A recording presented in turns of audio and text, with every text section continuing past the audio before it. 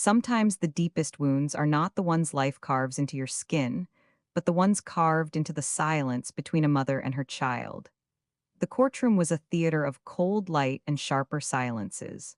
Wood-paneled walls loomed over everyone, and the judge's bench stood like an altar where truths would be weighed, not always for their fairness, but for their weight in evidence.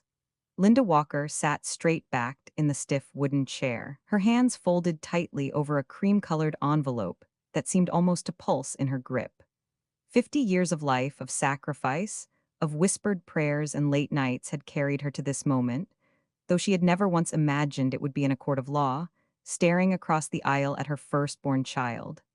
Michael Walker, 27, her son, the boy she had carried in her arms through fevers and heartbreaks, now sat in a tailored suit that didn't fit his restless posture. His jaw was clenched, but his eyes flickered with a kind of performative anger, the same defiance Linda remembered from his teenage years when he would slam the door after accusing her of not understanding him.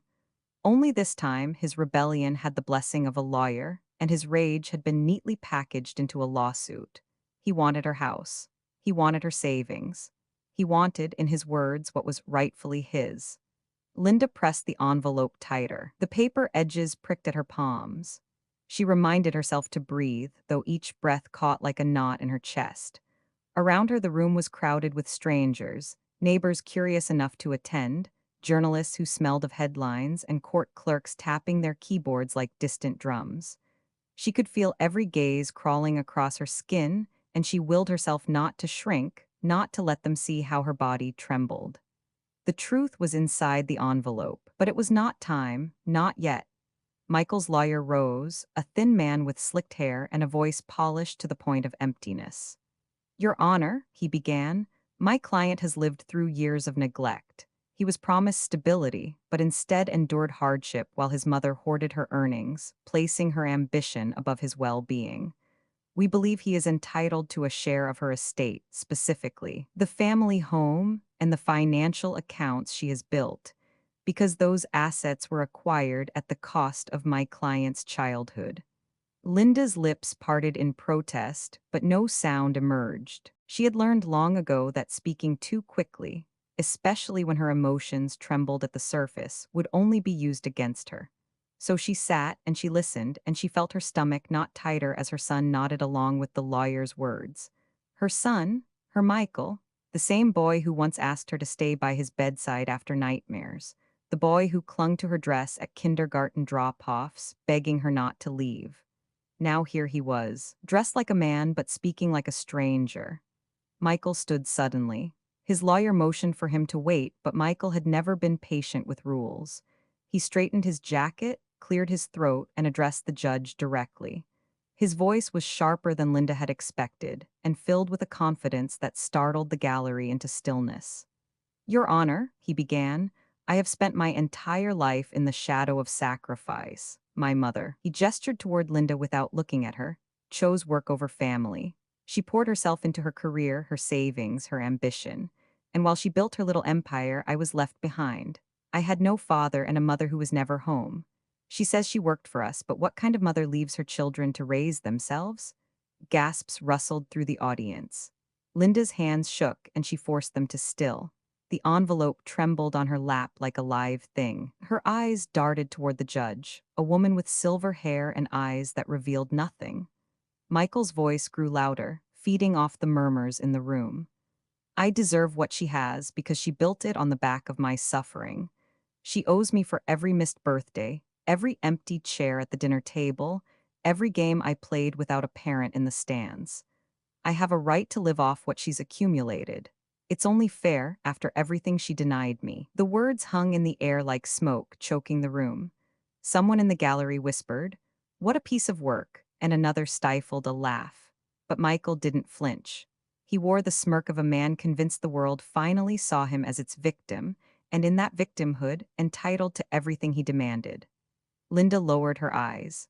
For a moment, she wanted to fold into herself, to apologize as she had countless times before when Michael accused her of working too much, loving too little. But she had not worked those double shifts for nothing. She had not pawned her wedding ring, skipped her meals, and stitched secondhand clothes late into the night for the sake of hearing her own son claim she owed him a debt. The envelope pressed against her thigh, reminding her the truth waited. She thought of Emily, her daughter, who sat quietly behind her, hands clasped, watching her brother with tears in her eyes. Emily had begged her to fight, not to let Michael take what was never his. "Mom, you've spent your whole life giving," Emily whispered the night before the hearing. "This time you have to keep something for yourself." Linda had promised nothing, but she had brought the envelope. Michael turned toward her finally, his voice rising for effect. "Tell them, Mom, tell them you were never there. Tell them you cared more about your bank account than about your son, or deny it and let them see what kind of liar you are." The room swelled with tension. Even the court reporter's fingers hesitated above the keys. Linda met her son's eyes. They were the same hazel eyes she had once kissed good night, the same eyes she saw filled with wonder when he learned to ride his bike, when he ran to her with scraped knees. But now they were cold, sharp, rehearsed. She said nothing. She let the silence accuse him more than any words could. And she held onto the envelope, steady now, as if it drew strength from her grip. Later, people would talk about that moment. The boy who demanded his mother's fortune. The woman who held her silence like a shield. The envelope no one yet understood. But in that silence, Linda learned something. A child can grow into a stranger, and a mother's love, if trampled on long enough, must finally learn to defend itself. The fluorescent hallway outside the courtroom blurred into the hum of 1,000 old echoes. Children laughing, a faucet dripping, a lullaby hummed under a breath too tired to finish the tune. Linda closed her eyes, and, as if memory had a pull stronger than gravity, she felt herself fall backward in time. The first sound of that other life was sirens. They stitched the night together with blue and red thread, and a young Linda, 25, hair pulled into a hurried ponytail, stood on a curb wringing her hands. The officer's mouth moved, but the words came through like radio static. An intersection, a distracted driver, a light that somebody swore had been green. There are sentences that never end even on paper. "We did everything we could," he said, not knowing how long those 6 words would live in her house. At home, Michael was 2, Emily barely 1. Their father's jacket still hung on the chair by the door. Michael tried it on every morning for a week, sleeves dragging like curtains. Emily, all cheeks and fists, tried to climb into it with him. Linda folded the jacket and put it in a box that night, then took it out again the next morning, and repeated that ritual for months, as if love could be packed and unpacked until grief gave up and left. There wasn't time to become a tragic figure. There were bottles to warm and daycare forms to fill and a rent check that had to clear by Friday. The landlord, Mr. Carver, was a kind man with a hard job. He knocked once with his knuckles and twice with his conscience. "You're good for it," he'd say, "but kindness doesn't pay a mortgage either," and Linda knew better than to lean on it. She took the first job she found, cashier by day at Lakeside Market, punching codes for apples and bread, smiling at strangers whose cart totals looked like math problems she could no longer solve. At night, she cleaned offices downtown, empty rooms that smelled of lemon and quiet, filing cabinets she never opened because she could not bear another closed thing. She wore sneakers with thinning soles and kept her wedding ring in a zippered pocket because soap made her skin raw, and she worried it might slip off into a bucket without a sound. Money came like drizzle and left like flood. It taught she could plan for Thursday and pray for Friday. Saturday belonged to people who lived other kinds of lives. She learned to count every bill twice and each kindness once, because the second time you called it kindness, it began to feel like debt. There were small systems to make survival look like a routine: a row of hooks by the door, one for Michael's backpack, a yard sale dinosaur, one for Emily's tiny pink jacket, one for the keys she checked 3 times before leaving. A jar on top of the fridge labeled college, into which she dropped coins with the ceremony of a woman watering a field she might never see bloom. Another envelope in the drawer. Emergencies, so thin it felt like a joke told at her expense. Still, she labeled it. Names are a kind of hope. Michael was a storm child, emotional whether you could feel 10 minutes before it arrived. He wanted more air in the room than there was, more attention than an hour could hold. When he cried, it was like the house had sprung a leak. You could mop the floor, but you had to find the pipe, too. Emily was quieter, a child made of careful. She watched her brother's tempests as if they were paintings she was learning to interpret. Often, she'd toddle over and offer him a cracker or her blanket. Mine, she'd say, and what she meant was ours. On the day the first winter set in without their father, Linda picked up an extra shift. The daycare closed early for a staff meeting, and she begged Mrs. Ramirez, a neighbor with hands that smelled of cinnamon, to take the kids for 2 hours. Querida, Mrs. Ramirez said, pressing a Tupperware of Arroz con leche into Linda's hands. You bring them whenever you need. Linda cried into that rice pudding, spoon by spoon, on her break behind the market, where heat lamps kept the rotisserie chickens turning like small suns. Just for now, she told herself. A mother's most American lie. There were bright spots. The public library on Maple Street became a sanctuary. The children's corner had a rug with planets that Michael jumped between, shouting Mars and Saturn, as if he were naming pets. Emily fell asleep on Linda's lap as she read Doctor. Seuss, with the voice she used before death, had rearranged their sentences. The librarian, a soft-spoken woman named Claire, slipped Linda a note once. Story time Tuesdays, 10 a.m. If you can't come, we'll save you a book bag. Someone's saving a thing for you. Some days, that was the whole prayer. Birthdays were measured in creativity. For Michael's fourth, she baked cupcakes in a muffin tin missing one cup, so every batch came out a little crooked. She made a frosting from powdered sugar and milk and hope, and she let him stir until the kitchen looked as if a small snow had fallen.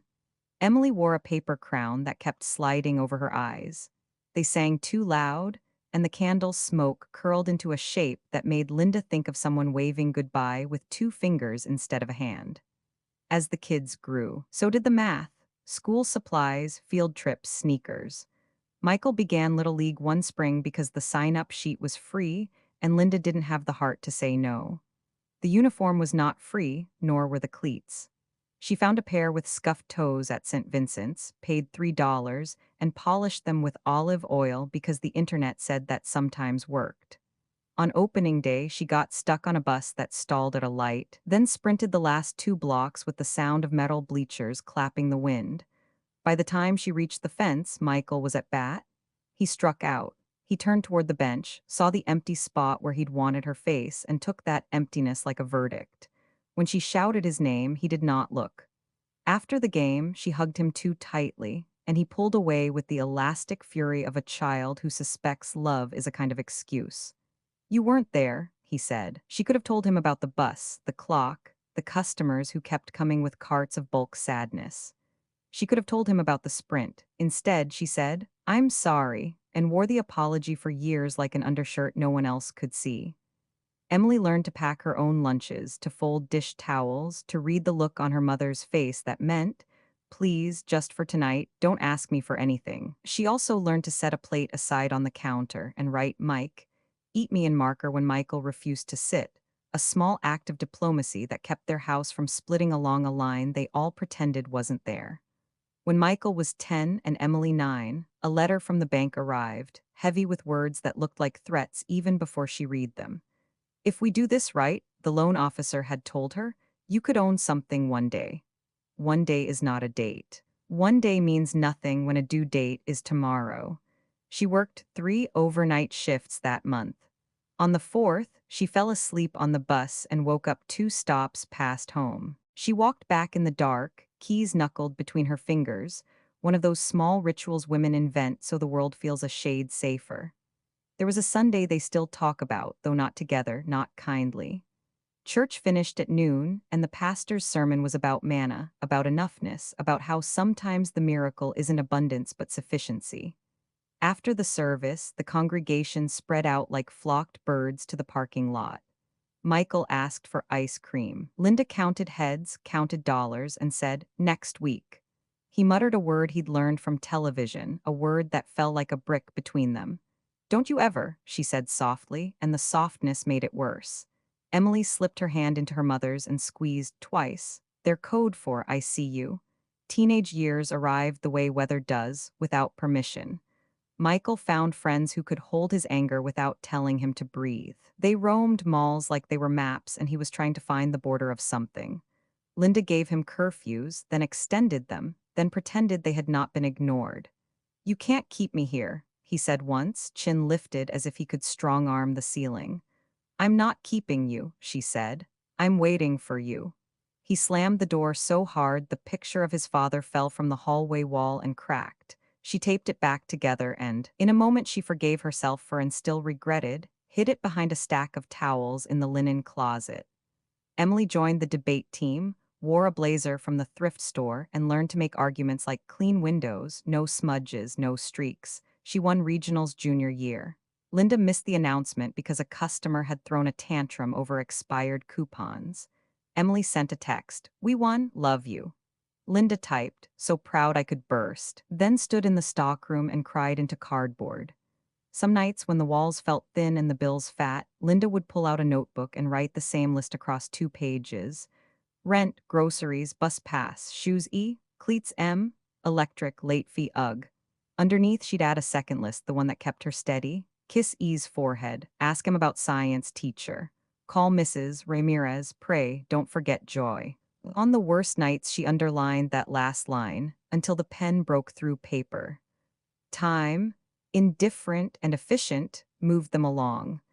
The jar on the fridge grew heavy enough to make a different sound when she set it down. The envelope in the drawer thickened by degrees. One summer, a manager at Lakeside Market named Walter, divorced, mid-40s, a good man who never saw himself as a hero, told her about a certificate program at the community college. "You're always fixing the inventory software in your head," he said. "Go learn to fix it for real."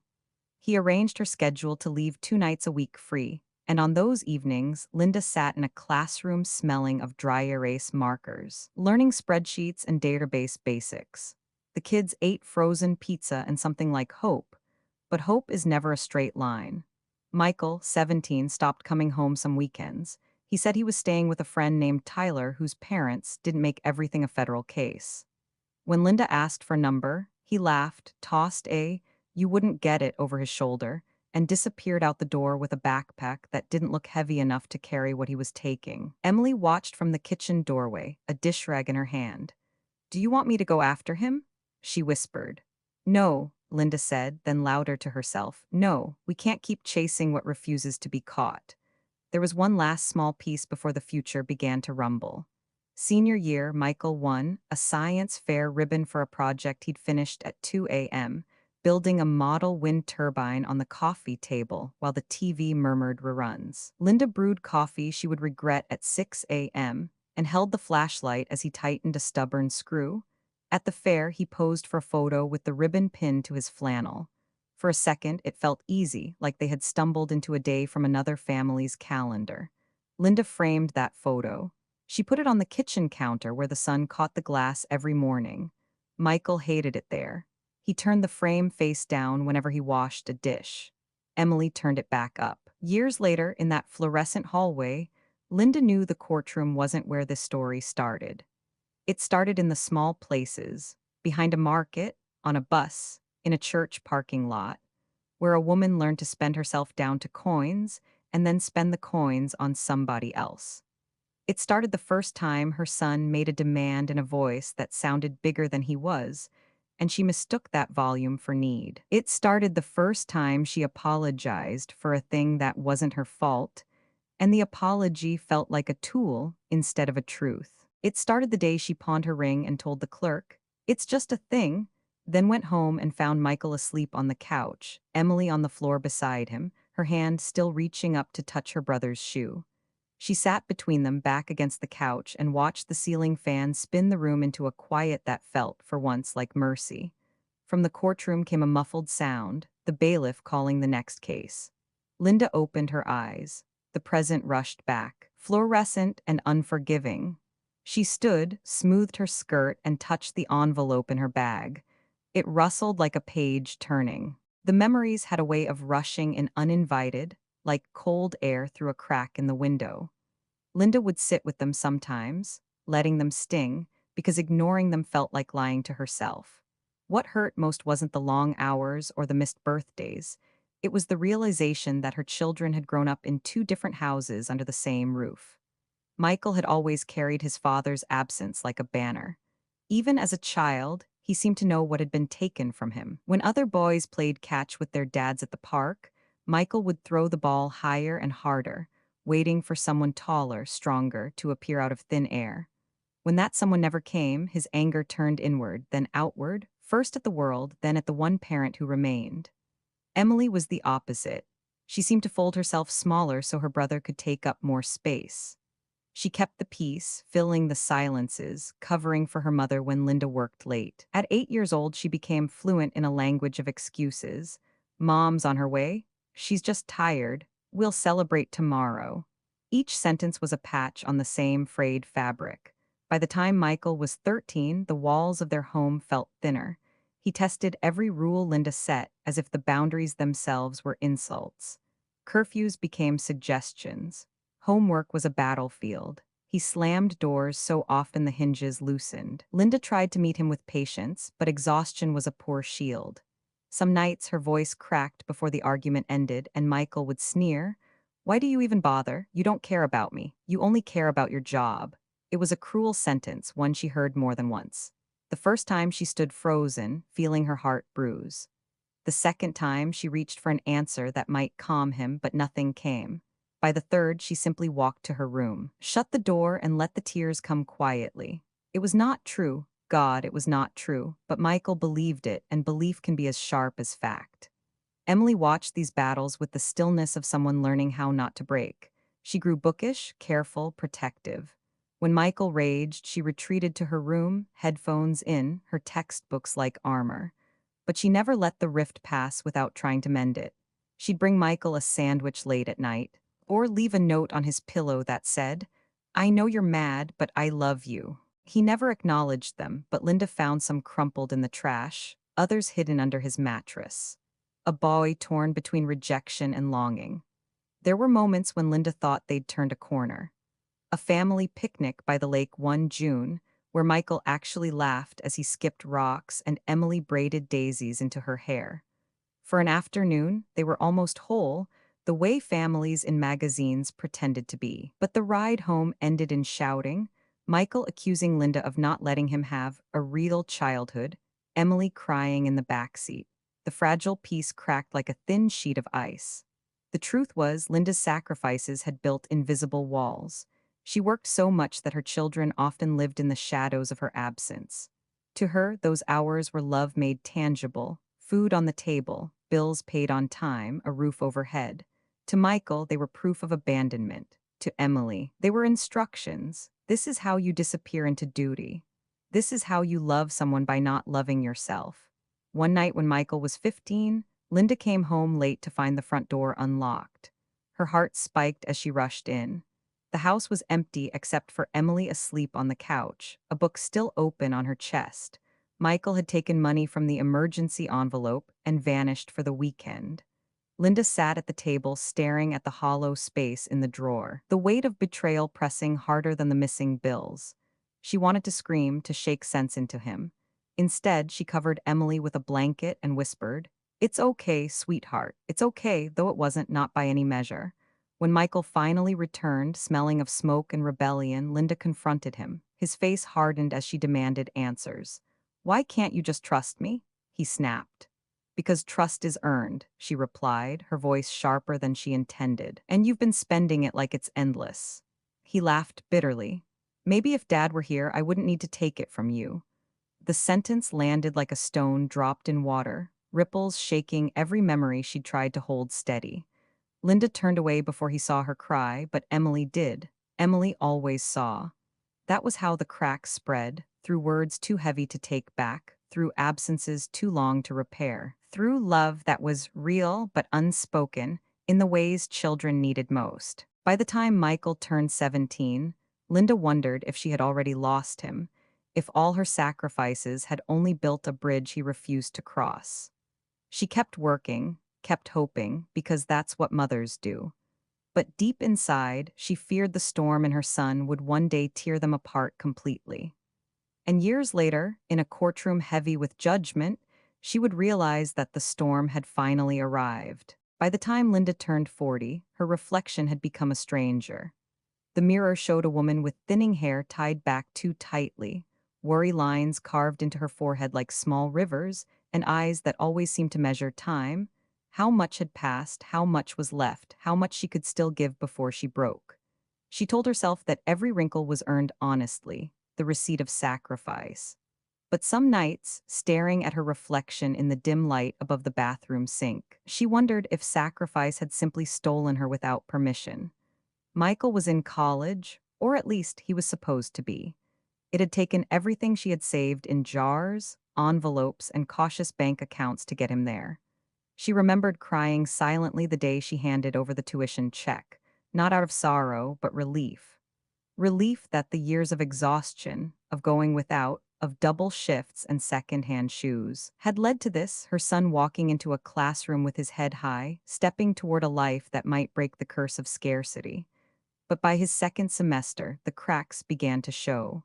The phone calls grew shorter, clipped, impatient. When she asked about his classes, he deflected. "Don't worry, Mom, I'm handling it." She wanted to believe him. For months, she chose to believe him.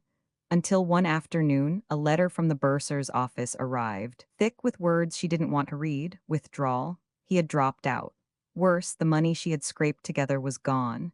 He had nothing to show for it but stories of nights out, trips with friends, and vague explanations that sounded more like excuses. When she confronted him, Michael shrugged. "It wasn't for me," he said. "Besides, you wouldn't understand. You never went to college." Linda swallowed hard. She wanted to scream that she hadn't gone because she had been too busy feeding him, clothing him, keeping the lights on. But the words stayed locked in her throat. Instead, she whispered, "I just wanted better for you." He rolled his eyes, the gesture sharp enough to cut. "Maybe I don't want better. Maybe I just want different."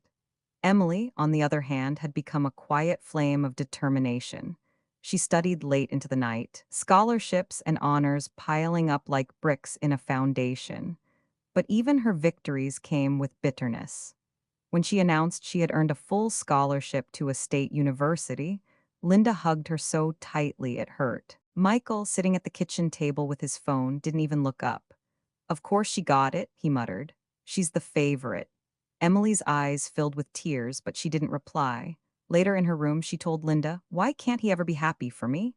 Linda didn't have an answer. She only held her daughter's hand, feeling the distance between her children growing wider by the day, like two continents drifting apart. At work, Linda pushed herself harder than ever. Her body ached, her heart often skipped in odd rhythms, but she ignored it. Health was a luxury she couldn't afford. Every extra hour meant another bill paid, another piece of debt erased.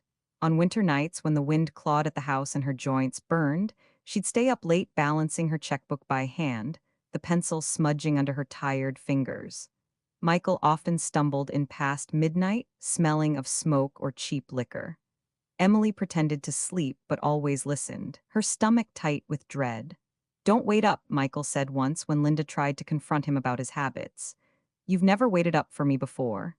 The words gutted her.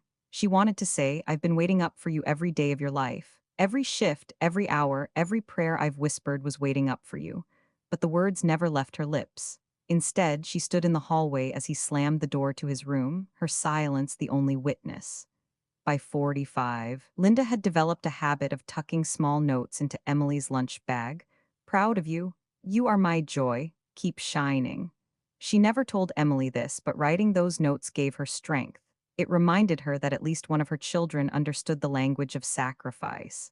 Michael, though, was a different story.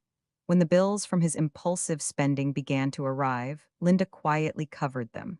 Credit card balances, overdue fees, small loans taken out in his name. She told herself it was temporary, that he was young and would find his way. She convinced herself that enabling was the same as loving.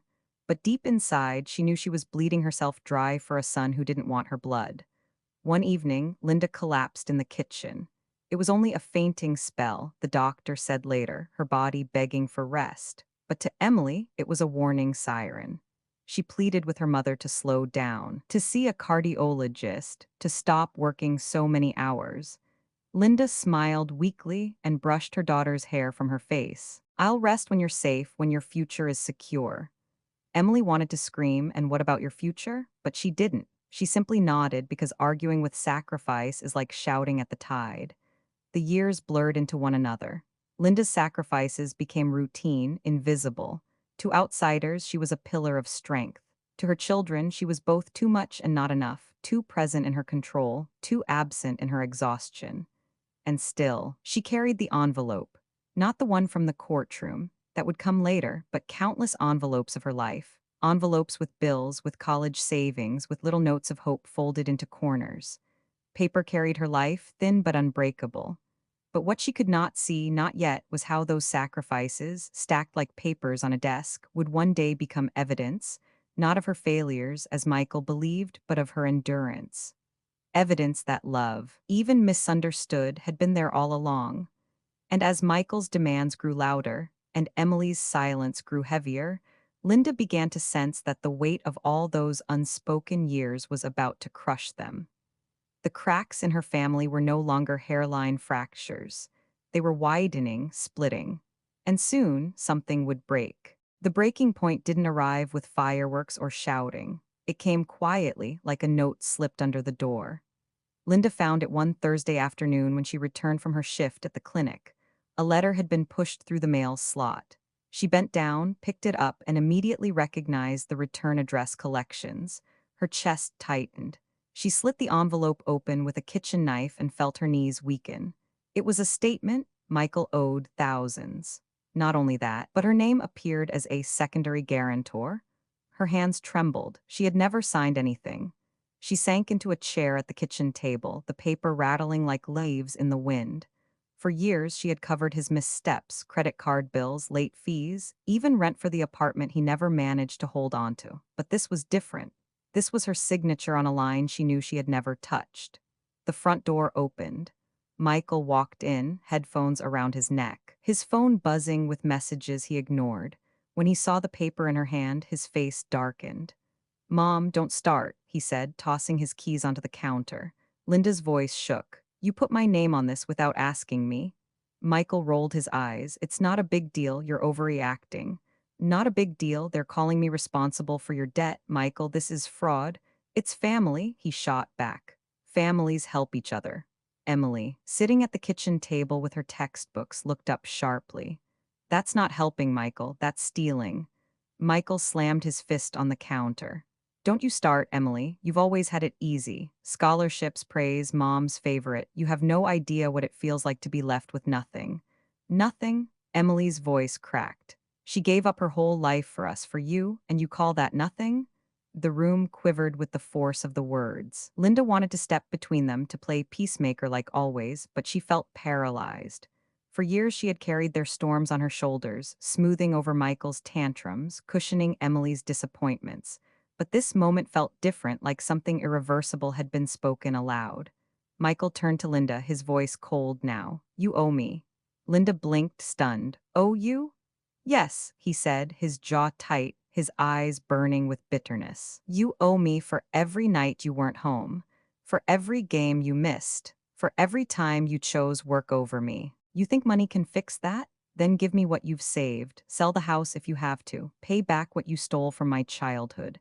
The words hit harder than any slap could. Linda staggered back as if struck. Emily shot up from her chair. "How dare you? How dare you say that to her?" "Stay out of this," Michael snapped. "This isn't about you." Emily's voice rose, trembling with fury. "Everything's always about you. She nearly killed herself working so you could go to college, and what did you do? You dropped out, you wasted it, and now you're blaming her for your choices?" Michael sneered. "At least I tried. You don't know what pressure feels like. You live off her sacrifices like some spoiled princess." Emily's face flushed red. "I live with gratitude, that's the difference." The silence that followed was brutal. Linda's chest ached. She looked at her son, her firstborn, the child she had carried through fevers, nightmares, broken bones, and all she saw was resentment staring back at her. Somewhere along the way, love had curdled into blame. "I won't sell the house," she whispered, her voice breaking. "This is our home, it's all we have left." Michael's eyes narrowed. "Then I'll take it from you, one way or another." He stormed out, the door slamming so hard the frame shook. Emily rushed to her mother's side, holding her as if she might collapse. "Mom, don't listen to him." Emily said through tears. He's lost, he doesn't mean it. But Linda knew better. She had seen the look in Michael's eyes. He meant every word. That night, Linda lay awake, staring at the ceiling. The house felt haunted by echoes, the laughter of two children long gone, the arguments that had replaced them, the silence that always followed. Her heart beat unevenly, a reminder that she had given more than she could afford. She thought about the jar on top of the fridge, about the envelopes she had hidden in drawers, about the years of sacrifice. It was never meant for her. It was for them. And now the very child she had sacrificed most for was ready to rip it all away. For the first time, Linda wondered if her love had been mistaken for weakness, if her silence had been mistaken for surrender. She closed her eyes, clutching the pillow as tears slipped down her cheeks. And somewhere deep inside, beneath the grief and the exhaustion, a seed of something new took root. Resolve. Because if Michael truly meant to take everything she had built, then she would have to fight. Fight not just for her home, but for the proof that her sacrifices had meant something after all. And the fight, she knew, was only beginning. The following weeks passed in fragments, like shards of glass Linda couldn't sweep away. Every time the phone rang, she half expected it to be a creditor asking about Michael's debts. Every time the mail arrived, her stomach twisted at the thought of another letter with her name forged in ink she didn't put to paper. Michael stopped coming home regularly. When he did, his words were sharper, his demands louder.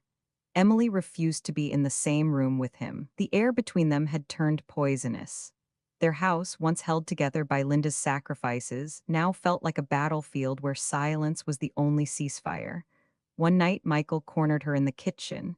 He smelled faintly of whiskey, his eyes bloodshot but burning with focus. "Mom, you need to sign over the house," he said flatly. Linda froze. "No, you don't get it," he pressed, stepping closer. "I don't have options anymore. The people I owe," his voice faltered, then hardened, "they're not the kind you can ignore." Fear crawled up Linda's spine, but she steadied herself. "Then you need help, Michael, not this, not taking what little we have left." He slammed his fist on the counter, making the salt shaker jump. "You think you get to decide what's best for me? You've been deciding my whole life, and look where it got me." Emily appeared in the doorway, fists clenched. "You got yourself there." "Michael, stop blaming her." Michael's glare darted to his sister. "Shut up, Emily, you don't understand."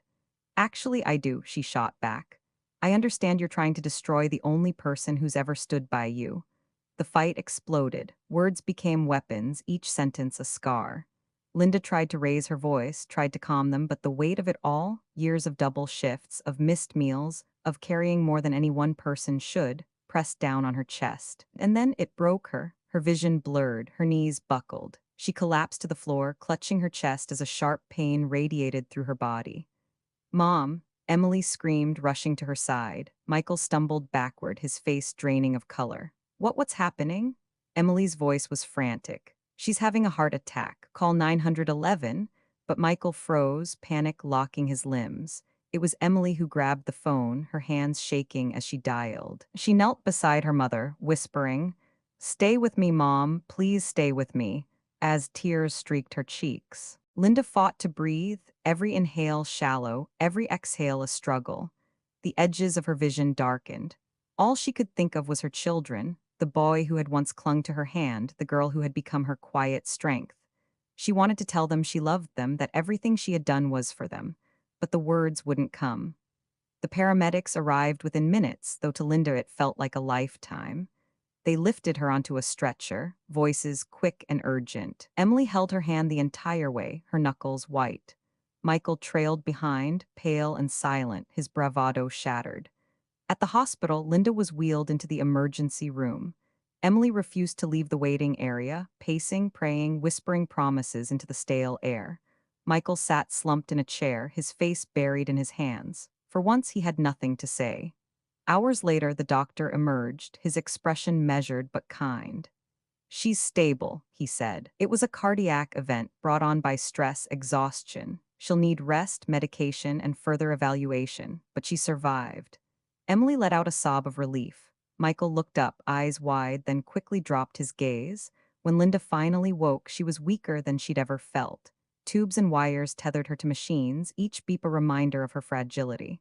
Emily was at her side instantly, holding her hand. "Mom," she whispered, "you scared me." Linda managed a faint smile. "I'm not going anywhere yet." From the corner of the room, Michael stirred. His voice was hoarse, uncertain. I'm sorry."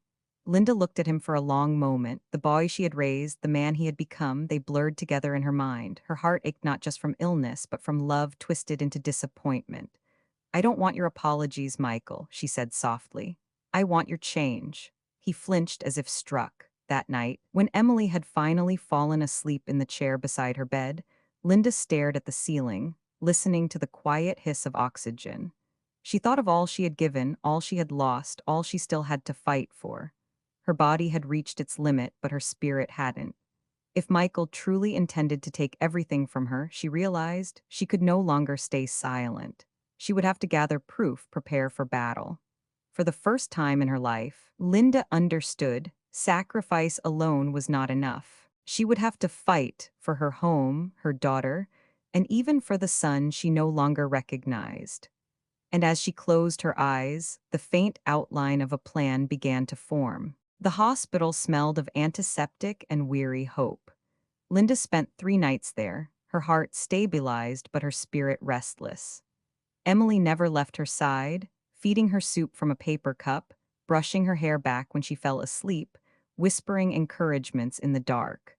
Michael visited only once, bringing a bouquet he must have grabbed from the hospital gift shop. He placed it on the windowsill without meeting her eyes and left before Linda could say the words trapped in her throat.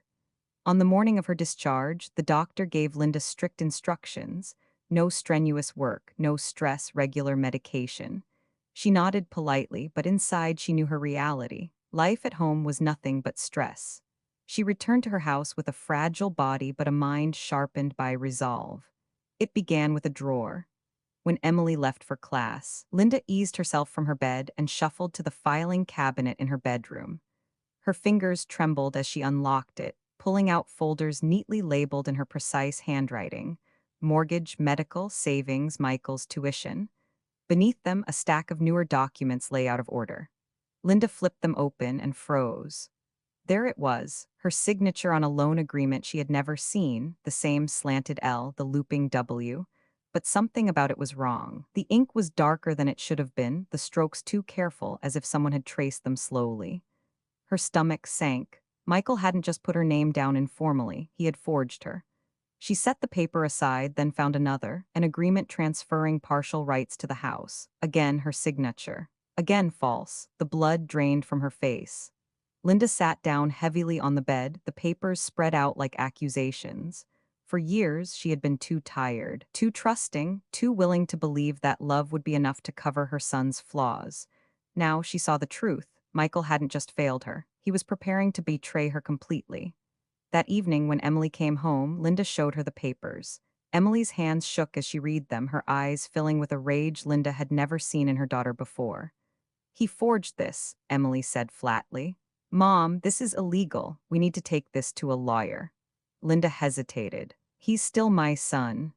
Emily looked at her with tears in her eyes. "And you're still my mother. If you don't fight him, you'll lose everything, not just the house, not just the savings. You'll lose yourself." The words cut deep because Linda knew they were true. 2 days later, Linda and Emily sat in a quiet office across from Patricia Monroe, a lawyer recommended by one of Emily's professors. Patricia was sharp-eyed, her dark hair pulled back, her desk stacked with neat piles of case files. "Forgery cases are messy," Patricia explained after scanning the documents. "But if what you're saying is true, and if these signatures can be proven false, then we have leverage. Do you have any contemporaneous samples of your signature? Contracts, checks, anything from the same period?" Linda nodded. "I keep copies of everything." "Good," Patricia said. "We'll need a forensic analyst to confirm the forgery. It'll take time, but if we can prove your son manufactured these documents, then not only will his claims fall apart, he could face criminal charges." The words hit Linda like a stone. Criminal charges. Her Michael. In handcuffs, the thought made her throat tighten. But Patricia's voice was steady, firm. "You can't protect him from himself forever, Mrs. Walker. What you can do is protect what you've built and your daughter's future." That night, Linda lay awake listening to the creaks of the old house. She thought of the years she'd spent building a life from scraps, the meals skipped so Michael could have shoes, the long shifts so Emily could go to debate tournaments, the quiet prayers whispered into her pillow. All of it was now threatened not by strangers or disasters, but by her own flesh and blood. Her heart ached with a mother's grief, but another part of her, the part that had survived widowhood, poverty, exhaustion, began to harden. She pulled an empty envelope from her nightstand and slid the forged documents inside. She sealed it, pressing her palm over the flap. This, she thought, was no longer just about sacrifice. It was about survival. And for the first time in years, she whispered aloud into the dark, as if confessing to the house itself. I will fight. The courthouse smelled of polished wood and coffee gone cold. Linda sat at the plaintiff's table, her fingers brushing against the sealed envelope tucked in her bag, as if it were a talisman. Her pulse thudded heavily in her ears, but her face was calm. She had learned, after a lifetime of storms, that stillness could be stronger than shouting. Across from her sat Michael. He looked older than his 27 years, but dressed sharply, as though confidence could be sewn into a suit. His tie was knotted too tightly, his hair slicked back. To strangers, he might have appeared successful, even charming. To Linda, he looked like a boy playing dress-up in his father's clothes. The bailiff called for order. The judge entered, a tall man with weary eyes and a reputation for impatience.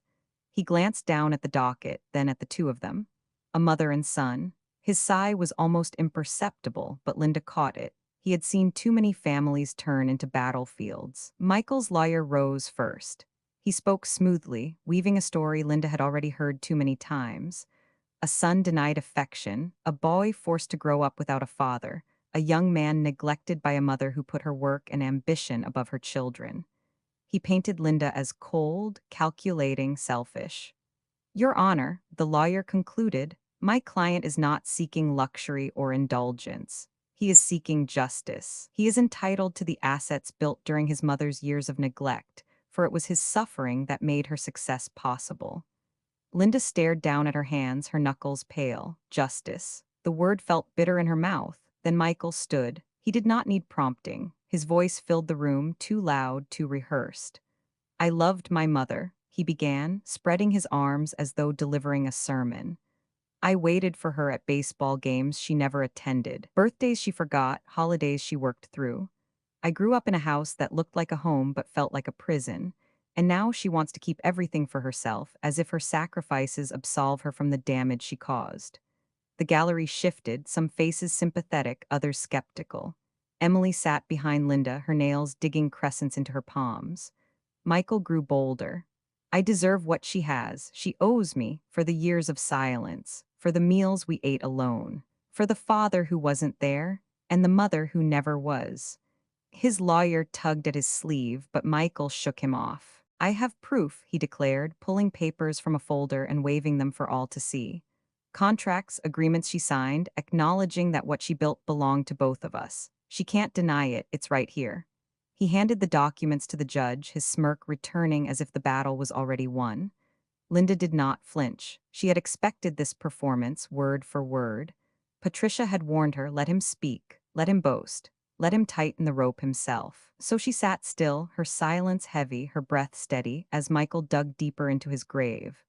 The judge skimmed the documents, his expression unreadable. Mrs. Walker, he said at last, turning his gaze toward her, do you wish to respond? Linda rose slowly, her body fragile but her voice steady. She walked toward the bench, the envelope in her hand. The weight of it seemed to silence the room. Your Honor, she said softly, before I speak, I ask that you examine this evidence. She held out the envelope with both hands. The judge took it, raising an eyebrow as he opened the flap. Inside were the reports from the forensic analyst, the comparisons of ink, the proof of forgery. Linda waited, her heart pounding, as he flipped through the pages. The courtroom was so silent that even the shuffling of papers sounded thunderous. Then, unexpectedly, the judge let out a short, incredulous laugh. He covered it quickly with a cough, but his eyes betrayed the amusement. He looked at Michael, then back at the documents. Mr. Walker, the judge said slowly, these signatures your mother allegedly placed on these contracts were made with a type of ink pen manufactured only 6 months ago. Yet these papers claim to date back 2 years. Do you care to explain this discrepancy? The color drained from Michael's face. His mouth opened, but no words came. Murmurs rippled through the gallery. Emily clasped her hands together, tears welling in her eyes. Linda stood quietly, watching the truth unravel in her son's silence. Fraud is a serious matter. The judge continued, his voice hardening. Not only do these documents fail to prove your case, they suggest deliberate deception. If this is true, Mr. Walker, you may be facing far more than just the loss of this claim. Michael's lawyer buried his face in his hands. Linda did not gloat. She did not smile. She only lowered her gaze because the victory felt like ashes in her mouth. Her son had betrayed her, and in exposing him, she had broken him further. But there was no other way. And as the bailiff called for order once again, Linda understood that this was not the end of the fight. It was only the beginning of the reckoning. The room felt like it had been stripped of air. Michael stood frozen, his shoulders rigid, his face caught somewhere between fury and disbelief. He had walked into the courthouse certain he would win, certain that his story of neglect, his forged papers, his loud voice would drown out his mother's quiet truth. But the envelope had undone him. Linda remained standing, her hand still slightly trembling from where she had placed the evidence before the judge. Her body was tired, her heart fragile, but her voice when she spoke was calm, almost sorrowful. Your Honor, she said, her gaze steady on the bench, I never wanted this. I never wanted to be here in this room fighting my own son, but he forced my hand. The papers you hold are not the words of a grieving mother, nor the accusations of a bitter child. They are facts, facts that prove my signature was forged. Facts that show he was willing to strip away everything I built, everything I sacrificed in order to serve his own debts. Her words floated through the silence, settling over the courtroom like dust. Michael finally snapped, his voice breaking. She's lying, she's always lied, she was never there for me, don't you see? This is what she does. She twists everything so I look like the villain. But his voice cracked on that last word, and even he seemed to hear the hollowness in it. The judge's tone was sharp.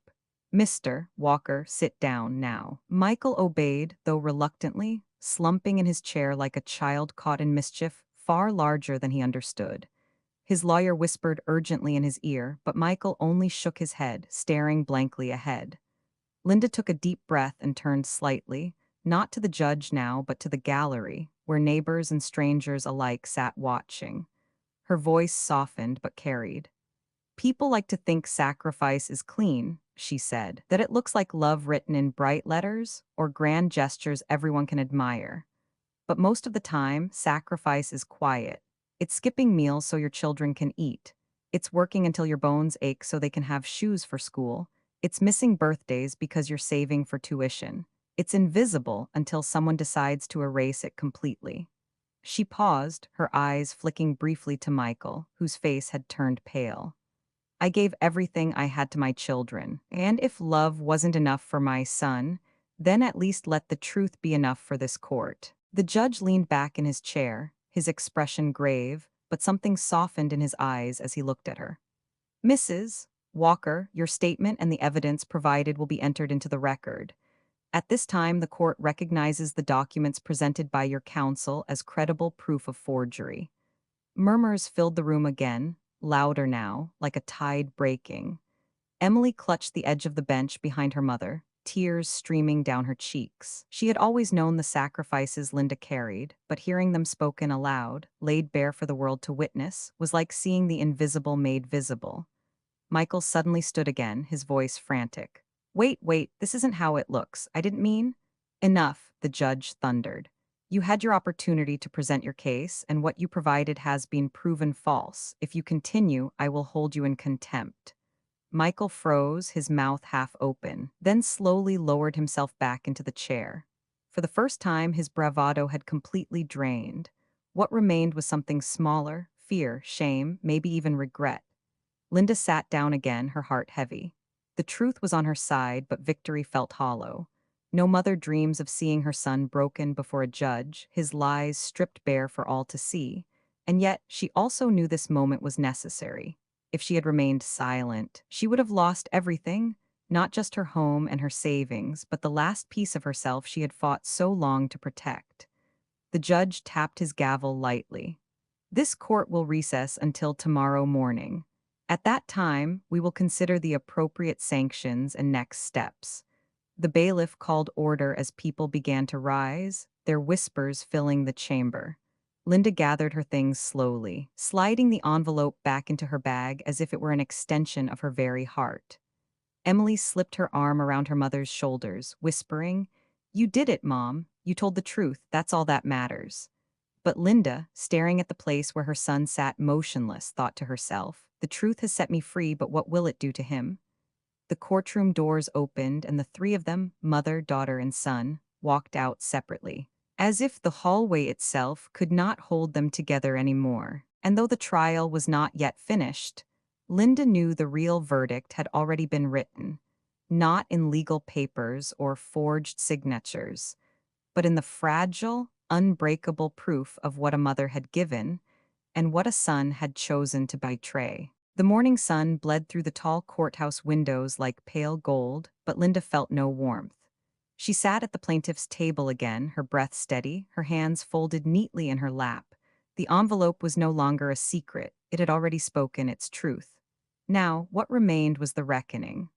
Michael entered the courtroom late, his jacket wrinkled, his eyes shadowed. He looked smaller than he had the day before, as if the weight of exposure had pressed down on him overnight. Still, when he caught sight of his mother, he smirked faintly, as though to remind her, and himself, that he still had fight left in him. The judge returned, papers in hand. His voice was firm as he addressed the room.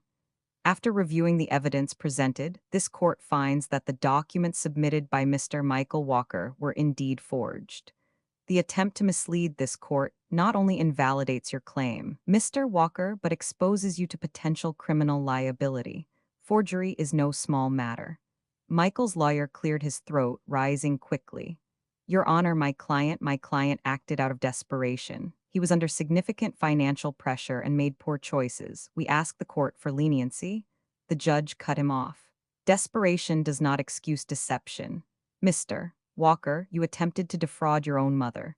Do you understand the seriousness of this? Michael's lips parted. For a moment, no sound came. Then, in a voice that cracked under its own weight, he muttered, "She owes me." A hush fell over the courtroom. Linda closed her eyes briefly, as though the words were a knife she had expected but still couldn't bear. She opened them again, not to look at the judge, not to look at the papers, but to look at her son. "Michael," she said, her voice trembling but strong enough to carry, "I don't owe you anything. I gave you everything I had, my youth, my health, every dollar I could scrape together, every hour I could work. If that wasn't enough for you, nothing ever will be." Michael flinched, but she continued, her voice steadier with each word. "I missed birthdays because I was working double shifts to buy you shoes. I missed dinners because I was trying to keep the lights on. You think I chose ambition over you? No, I chose survival for you. And if that looks like neglect to you, then you never saw the truth of my love at all." Her words filled the room, drawing quiet tears from Emily in the gallery, murmurs from the strangers who watched. Even the judge's face softened as he listened. Michael shook his head violently, his fists clenching. "You don't get it," he snapped. "I grew up alone, you were never there." Linda's voice dropped, raw with grief.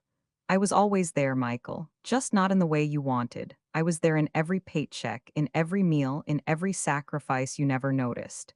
I was there in the sleepless nights, in the exhaustion, in the empty stomach. I was there when I pawned my wedding ring so you could stay in school. I was there when my body broke down because I wouldn't stop working. You just never looked close enough to see me." Michael's face crumpled, anger colliding with something else, fear, regret, a flicker of shame. For a moment, it seemed as if he might speak again, but no words came. His shoulders sagged. He lowered his eyes to the floor. The judge banged his gavel. "This court dismisses Mr. Walker's claim in its entirety. Furthermore, due to the evidence of forgery, I am referring this matter to the district attorney's office for investigation." He looked directly at Michael. "Consider this your last chance to make amends, son, because if you continue down this road, the law will not be forgiving." The gavel struck once more. The case was over. When the courtroom emptied, Emily rushed to her mother's side, wrapping her arms tightly around her. "Mom, you were incredible. You stood up, you told the truth." Linda nodded, but her eyes were fixed on Michael. He still sat at the table, motionless, his hands covering his face. For the first time, he looked not like a man demanding power, but like the little boy she remembered, lost, angry, longing for something he couldn't name.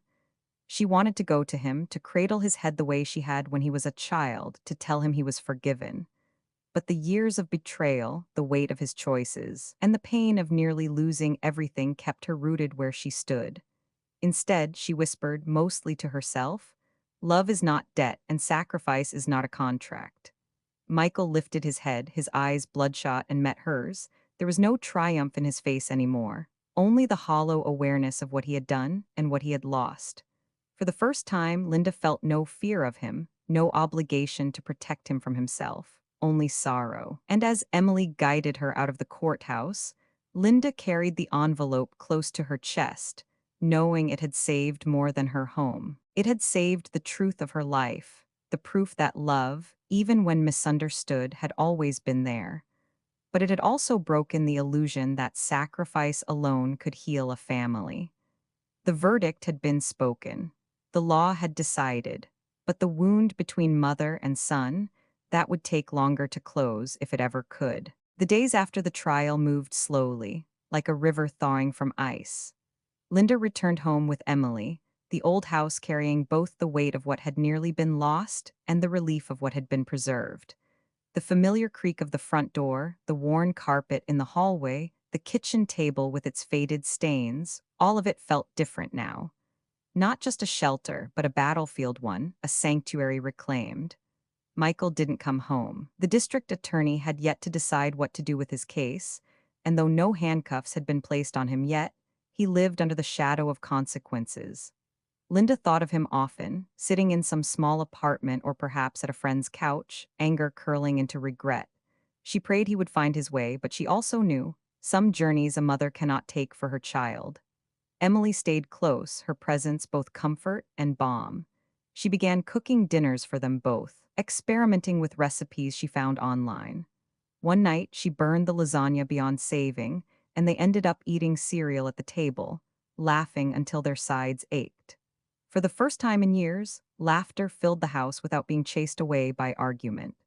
Linda's body was still fragile, her heart monitored by pills and careful routines, but her spirit felt steadier than it had in decades. She allowed herself to rest, not the restless sleep of exhaustion, but real rest, the kind where morning did not feel like a burden. Weeks later, a letter arrived. It was from Michael. The handwriting was jagged, the sentences short, unfinished. "Mom, I don't know how to say I'm sorry. I don't know if I even deserve to. I didn't see you. I didn't see what you did. All I saw was what I thought I missed. Maybe one day you can forgive me. Maybe one day I can forgive myself."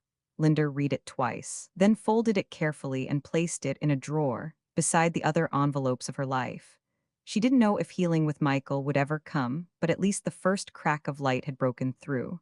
Spring arrived. The magnolia tree in the yard blossomed in bursts of pink and white, petals falling across the lawn like blessings.